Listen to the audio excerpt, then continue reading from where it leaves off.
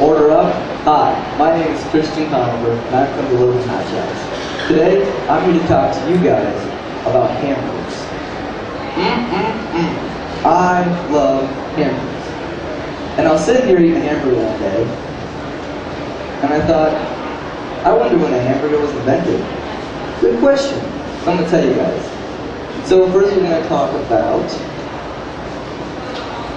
the history of the hamburgers. After that, we're going to talk about my favorite part, how to cook. So, for the history, we're going to start back in the 15th century. Now, we're going to start in a little place called Hamburg, Germany. Now, back in the 15th century, Hamburg, Germany was a bustling port.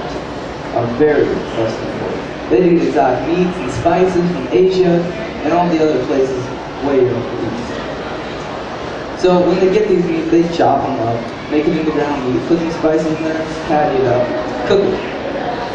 Thus was born the hamburger. Not how you and I know with the bread, but it's the beginning. We know it as the hamburger steak. Now we're going to move to like the 17th and 18th century. See, people from Germany have been coming over to America for a really long time. And they've been opening up these shops and selling their hamburger steaks, but it was taking way too long to make them. They have to cut the meat off the bone, chop it up, put the spices in there, patty it up, and then cook it. It takes way too long to sell as many as the people want. But a man by the name of Dr. Paul DeRellis would create a machine that would change the way hamburgers were made forever. The meat grinder. Yep, the meat grinder. They were able to take the meat off the bone, put all this meat in this grinder, turn the crank, and out comes a whole bunch of ground meat.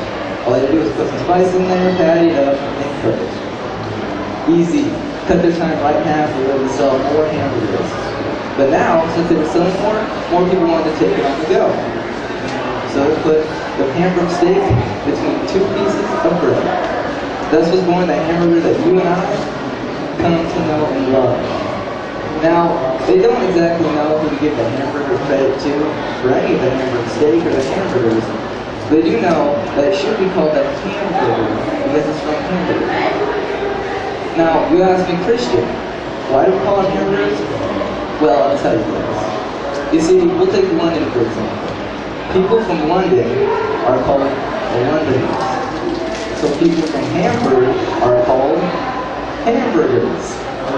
That's how we got hamburgers.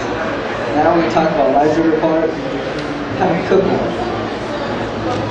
Alright, so the first thing to remember when you're going to cook a hamburger is make sure you wash your hands, wear an apron if you can, or you can wear some gloves. I've already done the hand thing, we're okay. Next you're going to want to open up the meat. I thought,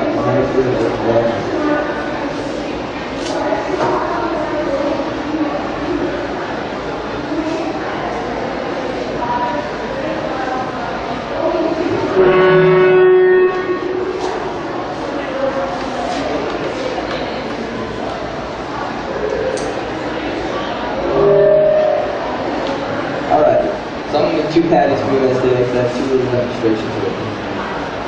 So you want to take about this much meat right here, about a handful of meat, to make your perfect patty.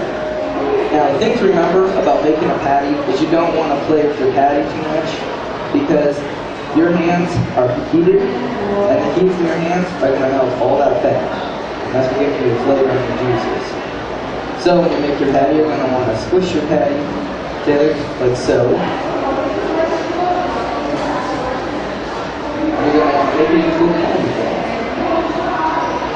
Probably about this big right here. Now, take my pan here.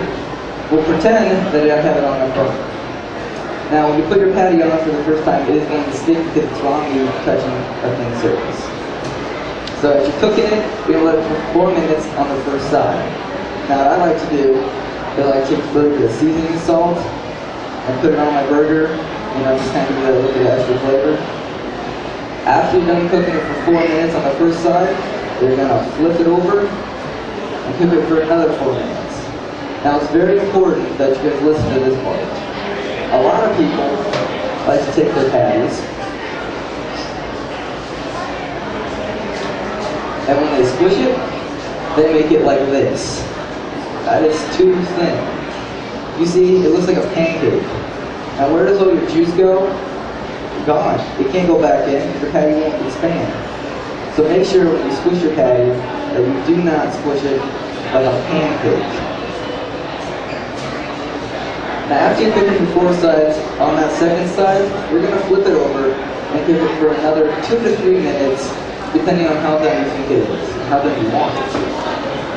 Now, something that people don't normally know is that when you're cooking your burger for that third time, you're going to want to take a spoon and make an indent right in the middle, about this deep, about 1/4 of the way into your hand. Now you ask me, Christian, how do we do that? Why would we want to make holes in our hamburgers? Good question. Alright, you remember back when Mom and Dad used to make those really good burgers on the grill? And they were like round on the top and kind of round on the bottom. And you put your burger on the bottom bun, and you put all your tops, lettuce, tomato, onion, pickles, you guys got it. Then you put your top one on, and when you go to take a bite, your top one falls off. You have a sinking ship bun. You don't want that. You can't eat a burger with only one bun.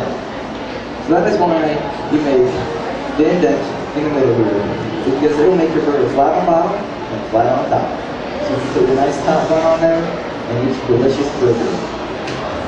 So today, I've talked to you guys about hamburgers. I told you guys about the history and how that started in Hamburg, Germany. That's why I call it hamburger. And then how to cook one, how you don't want to squish it down like a pancake here. So it's all flimsy. And then how you have to put an indent right in the middle so your burger is flat on top and flat on bottom.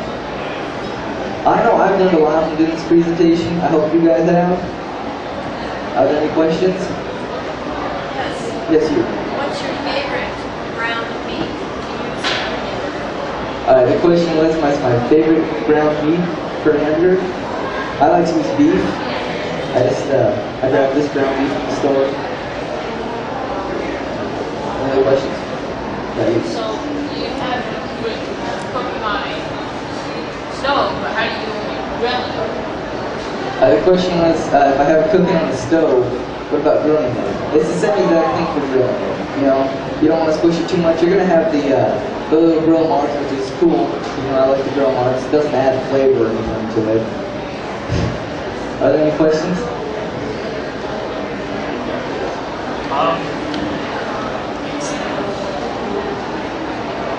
I had one and now I just lost it. It was,